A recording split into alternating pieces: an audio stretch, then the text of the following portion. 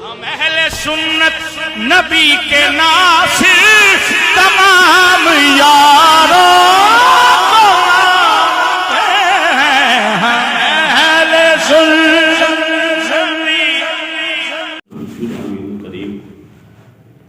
ونحن على ذلك من الشاهدين والشاكرين والحمد لله رب العالمين۔ عقیدت و محبت کے ساتھ بارگاہ نبی علیہ السلام میں نذرانے درود و سلام پیش فرمائیں پڑھی اللہ صلی اللہ علیہ وسلم نحوی بات صلی اللہ علیہ وسلم صلاۃ و سلام کے یا نبی اللہ صلاۃ و سلام کے یا رسول اللہ وعلى آلہ و اصحابہ و سیدی یا اللہ صلی اللہ علیہ وسلم۔ بڑی مدلل مفصل تقریر آپ سن چکے ہیں، جس محفل پاک میں ہم اور آپ شریک ہیں۔ یہ محفل پاک خلیفہ اول سیدنا امیر المومنین ابو بکر صدیق رضی اللہ تعالیٰ عنہ کی بارگاہ عالیہ میں خراج عقیدت و تحسین پیش کرنے کے لیے بالعموم تمام محبین صحابہ اور بالخصوص طلبہ کشمیر جامعہ نعیمیہ نے اس کا انعقاد کیا ہے۔ آج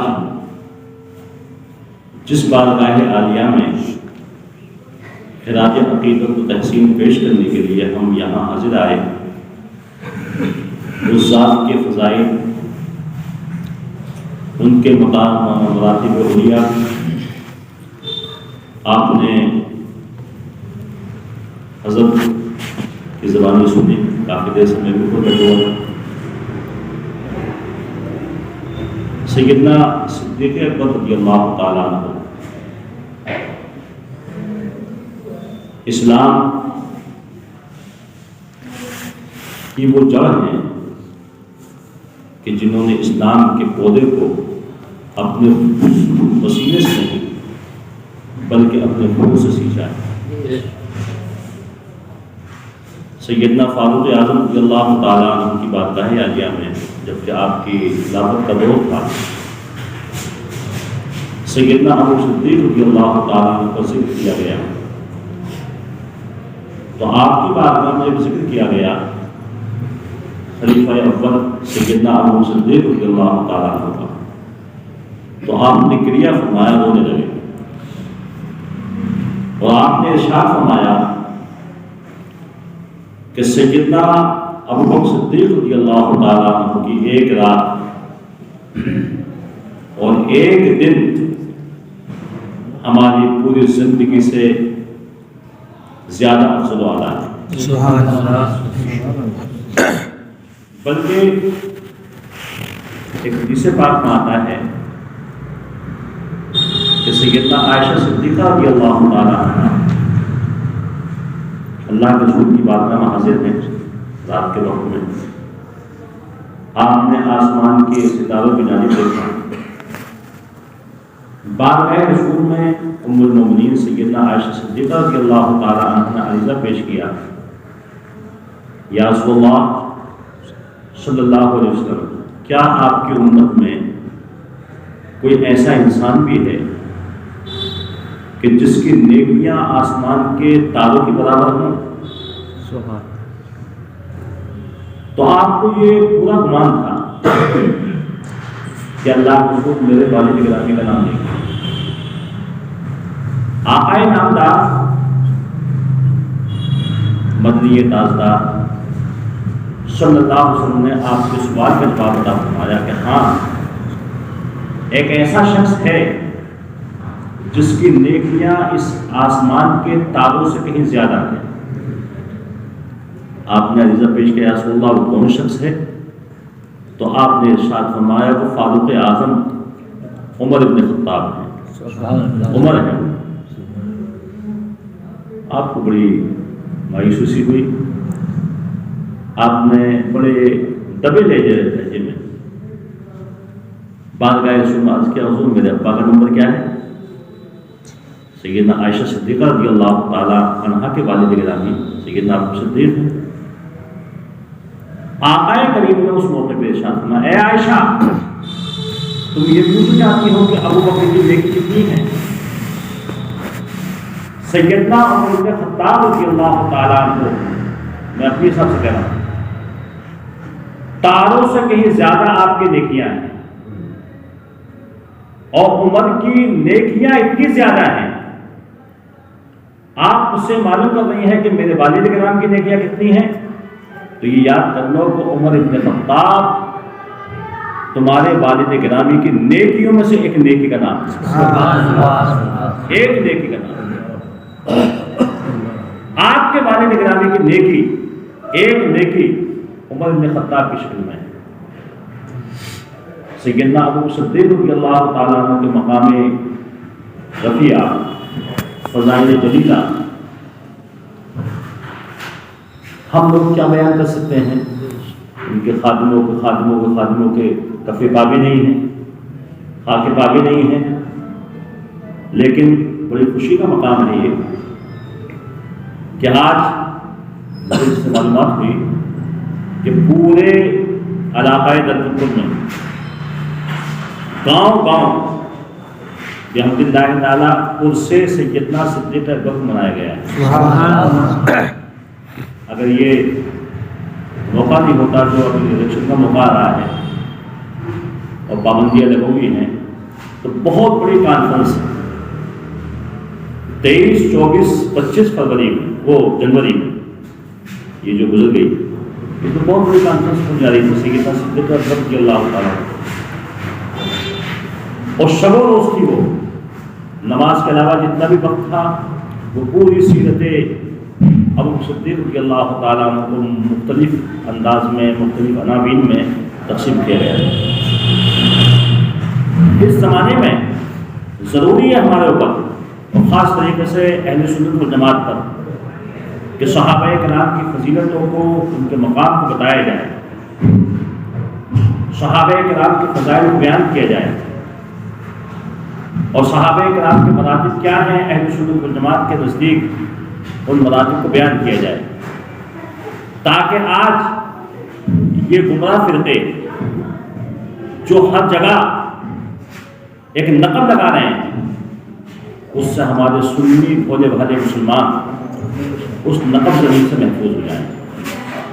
ہمارا عقیدہ یہی ہے سنت والجماعت کا کہ تمام صحابہ کرام کے ہم عاشق ہیں، تمام صحابہ کرام سے محبت کرنے والے ہیں، تمام صحابہ کرام متقی پرہیزگار ہیں، الصحابۃ کلھم عدول، تمام کے تمام صحابہ کرام متقی پرہیزگار ہیں۔ کسی صحابی کی شان میں گستاخی کرنا کسی بھی عاشق رسول کا کام نہیں، وہ ہرگز محب رسول نہیں کرا سکتا، عاشق رسول نہیں ہو سکتا جو کسی صحابی کی شان میں بھی ادنا سی گستاخی کرے۔ یہاں تک سیر کی کتابوں میں آتا ہے کہ جو کسی صحابی کی شان میں گستاخی کرتا ہے اور کسی مخصوص صحابی کی شان میں گستاخی کرتا ہے تو ایسا انسان جہنم کے کتوں میں سے ایک کتا ہوتا ہے۔ لہذا وہی عقیدہ جو ہمیں بزرگوں سے چلا رہا ہے، ہمارے مشائخ سے چلا رہا ہے، ہمارے اسلاف سے چلا رہا ہے، اسی عقیدے پر کام چل رہی ہے، اور وہ عقیدہ اہل سنت والجماعت ہے۔ سنیوں کا عقیدہ یہ ہے کہ اللہ کے رسول کے جتنے بھی دوست ہیں، آپ کے جتنے بھی اصحاب ہیں، آپ کے جتنے بھی صحابی ہیں، ہماری محبت ان کے ساتھ وابستہ ہے۔ ان کے درمیانی اختلافات، مشاجرات جو ان میں رونما ہوئے ہیں، ان میں کسی کو حق نہیں ہے کہ ہم دخل اندازی کریں۔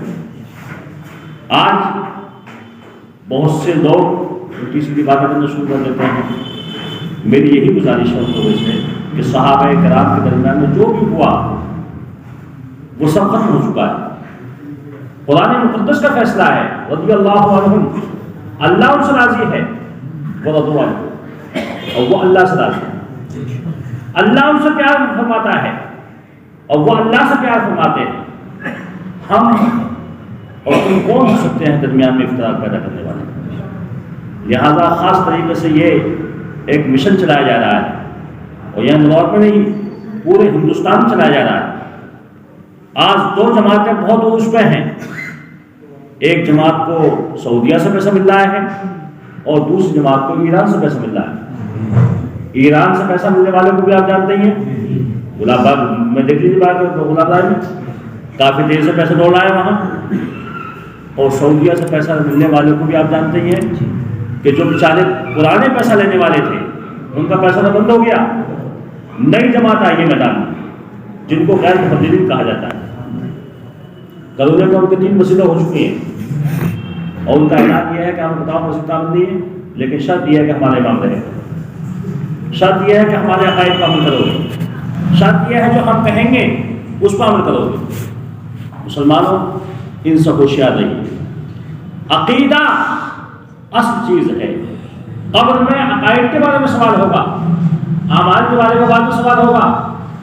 قبر میں یہ پوچھا جائے گا کس کا تو عبادت کرنے والا تھا, تمہارا دین کیا تھا, آقائے نامدار کے بارے میں تمہارا عقیدہ کیا تھا, کیا وہ عقیدہ رکھتے تھے.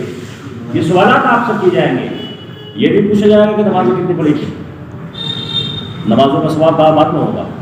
لہذا ہمارا عقیدہ اہل سنت یہی ہے اور سنیوں کا عقیدہ یہی ہے کہ تمام صحابہ کرام جو اللہ کے رسول کے دوست ہیں, جنہوں نے اپنی زندگی کو, اپنے پیسے کو, اپنے گھر بار کو محبت رسول میں چھوڑ دیا, اسلام کی خاطر چھوڑ دیا, ان تمام صحابہ کرام کی عظمتوں پر ہم قربان ہونے کے لیے تیار ہیں. روایت میں آتا ہے کہ سیدنا ابو بکر صدیق رضی اللہ تعالیٰ عنہ کہ پاس 40,000 درہم تھے, یا ایک روایت میں آتا ہے 40,000 دینار تھے. درہم چاندی کا سکہ ہوتا ہے, دینار سونے کا سکہ ہوتا ہے. لیکن آپ نے مکی زندگی میں اسلام کی خاطر ان غلاموں کو آزاد کرانے کے لیے جن کو مسلمان ہونے کی حیثیت سے پیٹا جا رہا تھا, مارا جا رہا تھا, عذاب دیا جا رہا تھا, ان کو ستایا جا رہا تھا, آپ نے اسلام کے ان شہدائیوں کو اپنا پیسہ خرچ کر کر ان کو خرید کر راہ خدا میں ان کو آزاد فرما دیا. 35,000 درہم یا دینار آپ نے مکی زندگی میں اسلام کی خاطر اللہ کے رسول کو قربان فرما دیے, اور باقی 5,000 درہم یا دینار آپ نے مکی زندگی میں خرچ فرما دیے. حدیث پاک میں آتا ہے کہ مسجد نبوی میں اللہ کے رسول تشریف فرما ہے, آپ نے صدقہ کرنے کی ترغیب فرمائی صحابہ کرام کو. بارگاہ خداوند قدوس میں صدقہ پیش کیجیے, تعاون پیش کیجیے. سیدنا فاروق اعظم رضی اللہ تعالیٰ عنہ اپنے دل میں سوچتے ہیں کہ آج تیرے گھر میں مال ہے, آج بارگاہ رسول میں تو مال پیش کر کر صدیق اکبر کو سبقت حاصل کر لے. اگر آج سبقت حاصل نہیں کر پایا تو کبھی زندگی میں تو سبقت نہیں لے پایا, آگے نہیں پڑھ پایا. فاروق اعظم رضی اللہ تعالیٰ عنہ اپنے گھر تشریف لے جاتے ہیں اور پورے گھر کے مال کو اکٹھا کرنے کے بعد اس کی تنصیب فرما دیں آدھا. اگر 2 موزے ہیں تو ایک موزہ ایک طرف رکھ دیا, دوسرا موزہ ایک طرف رکھ دیا. آدھا مال آپ اپنے گھر والوں کو بھی چھوڑائے, آدھا مال بارگاہ رسول میں پیش کر دیا. حضور یہ تمام کا تمام مال جو میں لے کے آیا ہوں رائے خدا میں صدقہ ہے, رائے خدا میں اس کو وقت کا کام. آپ نے ارشاد فرمایا اور وقت گھر والوں کے لیے کیا چھوڑایا؟ تو آپ نے عریضہ پیش کیا یا رسول اللہ بالکل آدھا مال گھر والوں کے لیے چھوڑایا ہوں, وہ آدھا مال میں رائے خدا میں وقف کرنے کے لیے لیا. یہ بات چیت ہو رہی تھی. حدیث پاک شریف میں آتا ہے کہ یار غار جان نثار سیدنا ابو بکر صدیق رضی اللہ تعالیٰ عنہ اپنے مال کو لے کر بارگاہ رسول میں حاضر ہو جاتے ہیں, بارگاہ رسول میں مال کو پیش کر دیتے ہیں. اللہ کے رسول نے ارشاد فرمایا ہے ابو بکر اپنے گھر والوں کے لیے کتنا مال چھوڑ کر آئے ہو؟ تو آپ نے عریضہ پیش کیا تھا حضور اب قیتو لہم اللہ و رسولہ, میں ان کے لیے اللہ اس کے رسول کی رضا کو چھوڑایا ہوں, اللہ اس کے رسول کی خوشنودی کو چھوڑایا ہوں. اللہ کی رضا چاہیے, آپ کی رضا چاہیے. اگر اللہ کی رضا مل جائے، آپ کی رضا مل جائے، میرا دنیا میں بیڑا پار ہے، برزخی زندگی میں ہماری آسانیاں ہیں. اب قیت لہم اللہ ورسولہ، میں اپنے گھر والوں کے لیے اللہ اس کے رسول کی رضا کو چھوڑایا. کسی شاعر نے اسی بات کی جانب اشارہ کرتے ہوئے کہا ہے کہ پروانے کو چراغ تو بلبل کو پھول، بس صدیق کے لیے ہے خدا و خدا کا رسول. سبحان اللہ. لہذا میری گزارش یہی ہے، حضرت مولانا اکبری صاحب نے بہت مدلل مفصل تقریر فرمائی. میں بھی آزاد نگر میں تھا، مغرب بعد وہاں پروگرام تھا کسی سلسلے میں، وہاں سے آیا. یہاں تقریر حضرت کی بہت مدلل ہو چکی ہے. آپ سے گزارش یہ ہے کہ ہر سال دیکھیے آراز سبھی مناتے ہیں، ہر ایک خانقاہی اپنے پیر کا اس منانے کی کوشش کرتا ہے، دنیا سے مثال کر گئے ہیں. لیکن مسلمانوں خلفائے راشدین صحابہ کرام کے مقام کو پہچانیے، اور جن کا اسلام پر احسان عظیم ہے. ہم سنیوں کا عقیدہ یہ ہے کہ نبی مقدم کے بعد اس امت میں سب سے زیادہ افضل و اعلیٰ انسان اگر کوئی ہے وہ سیدنا ابو صدیق رضی اللہ تعالیٰ عنہ. تمام انسانوں میں سب سے افضل انسان بعد نبی سیدنا ابو صدیق، اور سب سے بڑے عالم بھی آپ ہیں، سب سے بڑے قاری بھی آپ ہیں، سب سے بڑے سخی بھی آپ ہیں، سخاوت کرنے والے، اور سب سے بڑے بہادر بھی آپ ہی ہیں. کہا جاتا ہے، مثل مشہور ہے اور شعر مشہور ہے، شاعر مردہ شعر یزداں، قوت پروردگار لا فتح الا علی لا سیف الا ذوالفقار. بہت سے لوگ کہتے ہیں، لیکن عقیدہ اہل سنت والجماعت یہ ہے کہ تمام بہادروں میں سب سے بڑے بہادر اگر کوئی انسان ہے اس امت میں تو وہ سیدنا ابو صدیق رضی اللہ تعالیٰ عنہ ذات کریمہ ہے. جنگ بدر کے موقع پہ اللہ کے رسول کے لیے ایک اونچے ٹیلے پر ایک چھپرا قائم کر دیا گیا تھا صحابہ کرام کی جانب سے. 4 ڈنڈی کھڑی کی تھی، اس پر ہلکا سے ایک چھپرا ڈال دیا گیا تھا جس کو عریش کہا جاتا ہے. اب میدان بدر میں اس جگہ مسجد بنا دی گئی ہے، مسجد عریش. اللہ کے رسول کے لیے اس کو بنا دیا گیا. تو حضور یہاں تشریف فرما رہے ہیں، پوری میدان جنگ آپ کے سامنے رہے گا. ہمیں بتاتے رہیں کس انداز میں ہمیں دشمنوں کا مقابلہ کرنا ہے. لیکن ایک بحث صحابہ کرام کے درمیان میں وہاں یہ بھی ہوئی تھی کہ اللہ کے رسول کا باڈی گارڈ کون بنے گا، حفاظت کرنے والا کون ہوگا، اللہ کے رسول کے ساتھ میں کون رہے گا اس عریش میں. مسلمانوں حدیث پاک پاتا تمام صحابہ کرام نے اپنی گردن چھپا دی تھی، کیونکہ دیکھا گیا دنیا کا نظام ہے کہ جو بادشاہ ہوتا ہے اس کے جو باڈی گارڈ ہوتے ہیں، سب سے پہلے بادشاہ تک پہنچنے کے لیے، راجا تک پہنچنے کے لیے سب سے پہلے باڈی گارڈ اڑایا جاتا ہے. جو اس کے ہماری مواری ہوتے ہیں یار یہ حفاظت میں معمور ہیں، ان کو ختم کرو، بعد میں ان کو ختم کرنا آسان ہوگا. مکہ مکرمہ کے کفار و مشرکین جو 950 یا تقریباً 1000 آئے تھے ابو جہل کے ساتھ میں، سب سے بڑے ان کے دشمن کون تھے؟ بانی اسلام آقا نامدار صلی اللہ علیہ وسلم کہ بانی اسلام کو ختم کر دیا جائے، معاذ اللہ اسلام خود ختم ہو جائے گا. اس وقت میں یہ بحث آئی تھی میدان بدر میں کہ اللہ کے رسول کا باڈی گارڈ کون بنے گا.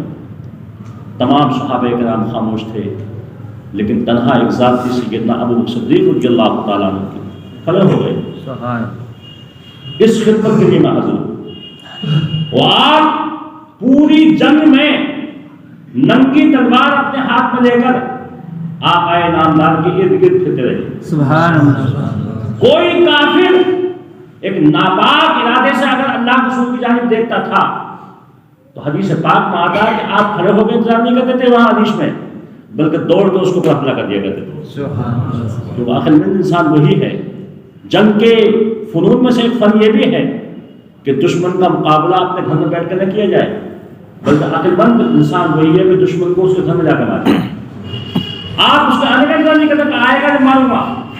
کسی نے اگر ناپاک نگاہ اٹھا کے دیکھ لی آقا نامدار صلی اللہ علیہ وسلم کی جانب تو آپ نے دوڑ کو اس کے اوپر وار کر دیا. یہ تھا آپ کی محبت کا عالم، یہ تھا آپ کی محبت کا عالم، یہ تھا آپ کے عشق کا عالم. آپ ہمیشہ جلوت میں خلوت میں اللہ کے رسول کے ساتھ رہے. تمام غزوات میں اللہ کے رسول کے ساتھ رہے۔ ملا علی قائد رحمۃ اللہ تعالیٰ نے تحریر فرمایا ہے کہ 27 غزوات ہوئے۔ غزوہ جنگ کہا جاتا ہے جس کا کہ بنفس نفیس اللہ کے رسول تشریف فرما ہوا اور صرف سلاری کے عہدے کو آپ سنبھالا، ایسی جنگ کو غزوہ کہا جاتا ہے۔